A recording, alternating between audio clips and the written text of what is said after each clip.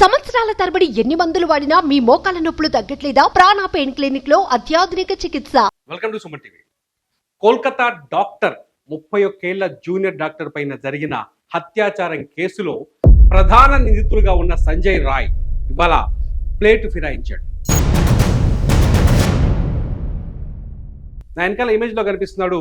ఇక్కడ ఇంటర్నెట్ ద్వారా నేను ఓపెన్ చేసిన ఇమేజ్ సంజయ్ రాయ్ ఏ రోజైతే ఆగస్టు 9వ తేదీ తెల్లవారుజామున ఉదయం 4:03 ఎవరైతే హత్యకు గురైన డెడ్ బాడీగా దొరికిన జూనియర్ డాక్టర్ ఉన్న సెమినార్ హాల్లోకి ఎంటర్ అవుతున్న సీన్ ఇది. ఈ సీన్ ఒకసారి చూడండి. ఈ సీన్ ఇది. ఉదయం ఆ రోజు ఉదయం 4:03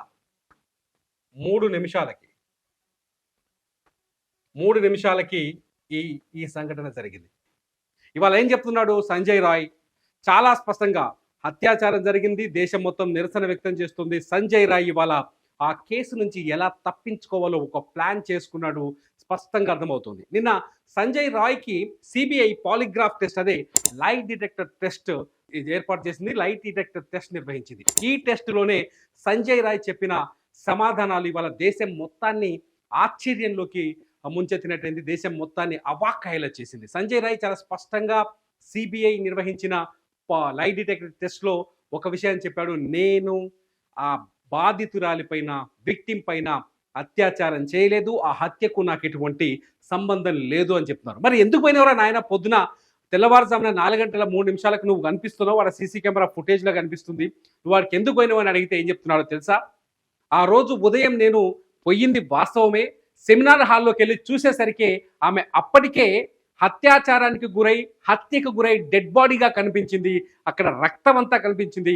అది చూడగానే నాకు భయం వేసింది, అక్కడి నుంచి పారిపోయాను అని చెప్తున్నాడు సంజయ్ రాయ్. ఇది అంతా ఒక కట్టుకథలా కనిపిస్తుంది. సంజయ్ రాయ్ గనక ఆ బాధితురాలపై, ఆ టైంలో బాధితురాలపై అత్యాచారం చేయకపోతే మరి హంతకుడు ఎవరు డాక్టర్ని చంపారు? ఎవరైనా చంపేసి సంజయ్ రాయ్ని కావాలని అక్కడికి పంపించారా? సంజయ్ రాయ్ ఉద్దేశపూర్వకంగా అక్కడికి వెళ్ళి నేరం చేసి ఇప్పుడు తప్పించుకోవడానికి ప్రయత్నిస్తున్నాడా? లైట్ డిటెక్టర్ టెస్టులో అబద్ధం వచ్చిందా, రిజల్ట్ నిజం వచ్చిందా అన్నది ఇప్పుడు ఆసక్తికరంగా మారుతుంది. అయితే సంజయ్ రాయ్ ఈ హత్య చేసినట్టుగా సిబిఐ దగ్గర కానీ ప్రాథమిక విచారణలో కానీ కొన్ని ఆధారాలు దొరికాయి. చాలా స్పష్టంగా చెప్పొచ్చు. ఆధారం నెంబర్ 1, ఈ టైమింగే ఉదయం ఆగస్టు 9వ తేదీ ఉదయం 4:03 ఎవరైతే బాధితురాలు నిద్రిస్తూ ఉన్నారో సెమినార్ హాల్లో, ఆ హార్జీ కేర్ హాస్పిటల్లోని 3వ అంతస్తులో ఉన్న సెమినార్ హాల్లో నిద్రిస్తుందో ఆ టైంలో మనోడు ఎంటర్ అయ్యాడు. ఈ ఇమేజే దానికి నిదర్శనం. ఆ తర్వాత 4:32 అంటే అతను లోపలికి వెళ్ళి ఉదయం 4:32 బయటకు వచ్చాడు. దాదాపు 29 నిమిషాలు 29 minutes సెమినార్ హాల్లో ఉన్నాడు. 29 నిమిషాలు సెమినార్ హాల్లోనే ఉన్నాడు. ఇవాళ సంజయ్ రాయ్ చాలా చెప్తున్నాడు, నేను పోయాను సెమినార్ హాల్లోకి, డెడ్ బాడీని చూసి భయపడి బయటకు వచ్చాను, నేను శుద్ధ పూసాను, నాకేం తెలియదు అని చెప్తున్నాడు. మరి ఈ 29 నిమిషాలు ఏం చేసిండు లోపల? సెమినార్ హాల్లోకి వెళ్ళి ఆ 29 నిమిషాలు నోరు మూసుకొని ఎందుకు వచ్చిండు? సెమినార్ హాల్లోకి వెళ్ళి సెక్యూరిటీ గార్డుగా పనిచేస్తున్న సంజయ్ రాయ్ ఎందుకు ఆసుపత్రిలో ఇంత పెద్ద ఇన్సిడెంట్ జరిగిందని మిగతా వాళ్ళకి చెప్పలేదు? చెప్పకుండా అక్కడి నుంచి పారిపోయాడు. ఆసుపత్రిలోనే ఉన్నాడు కదా, ఎందుకు పారిపోయాడు? ఇదే అసలైన ప్రశ్న. పారిపోవడానికి 2 రీజన్స్. ఒకవేళ సంజయ్ రాయ్ హత్య చేయకపోతే, ఎవరైనా హత్య చేసి వెళ్ళిపోతే సంజయ్ రాయ్ని వెళ్ళి అక్కడ సిచ్యువేషన్ చూసిరా మనకు పంపించి ఉండాలి, లేదంటే సంజయ్ రాయ్ హత్య చేసి ఉండాలి అనేది చాలా స్పష్టంగా అతి చిన్నపిల్లాడు చెప్పిన అర్థమైపోతుంది. ఇక్కడ చూడండి, 29 నిమిషాలు ఏం చేశాడు? ఉదయం 9:30 ఆగస్టు 9వ తేదీ ఉదయం 9:30 బాధితురాలపై అఘాయిత్యం జరిగినట్టుగా మీడియాకు కానీ బయటి ప్రపంచానికి కానీ అక్కడున్న వ్యక్తులకు కానీ తెలిసింది, బయటకు వచ్చింది.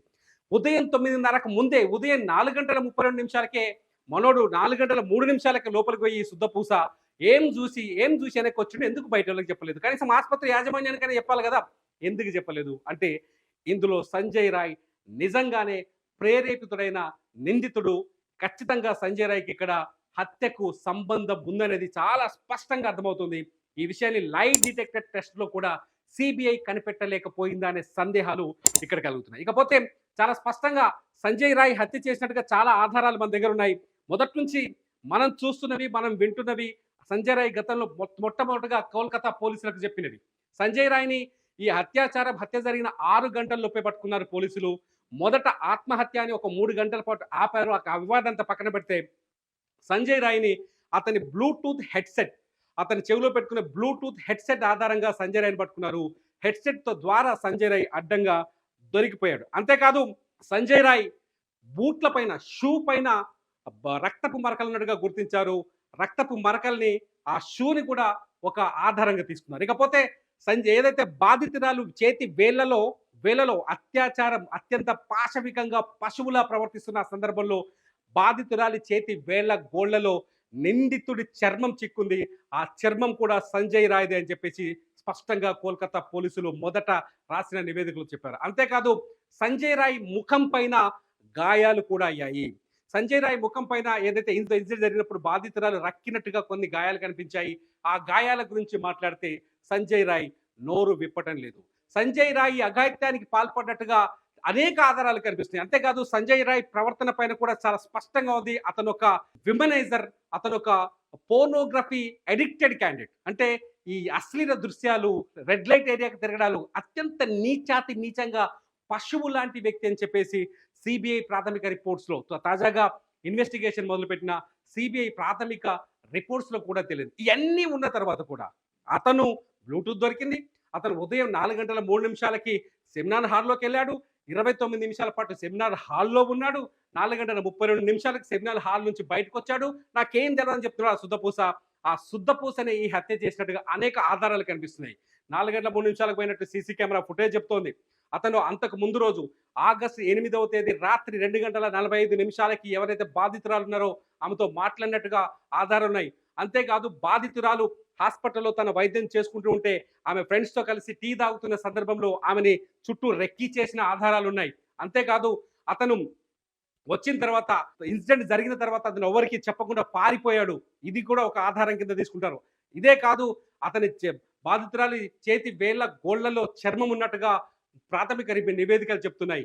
బాధితురాలు ఎవడైతే నిందితున్నారో తన షూ పైన రక్తపు మరకలు ఉన్నట్టుగా కొన్ని నివేదికలు చెప్తున్నాయి. ఇవన్నీ చూస్తుంటే సంజయ్ రాయే నిందితుడని అన్ని ఆధారాలు చెబుతున్నప్పటికీ సంజయ్ రాయ్ మాత్రం నేనే తప్పు చేయలేదు, నేను అఘాయిత్యానికి పాల్పడలేదు అంటాడు. ఇది నమ్మశక్యంగా ఉందా? మీరే కామెంట్స్ రూపంలో చెప్పండి.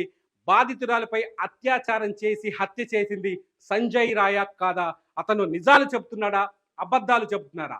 లై డిటెక్టర్ టెస్ట్ లో అతను చెప్పింది అబద్ధమా నిజమా? కామెంట్ రూపంలో మాకు తెలియజేయండి. మీ బిజినెస్ ఏదైనా మీ ఊర్లో ప్రమోషన్ చేయాలంటే అది సుమన్ టీవీతోనే సాధ్యం. ఇప్పుడే సంప్రదించండి.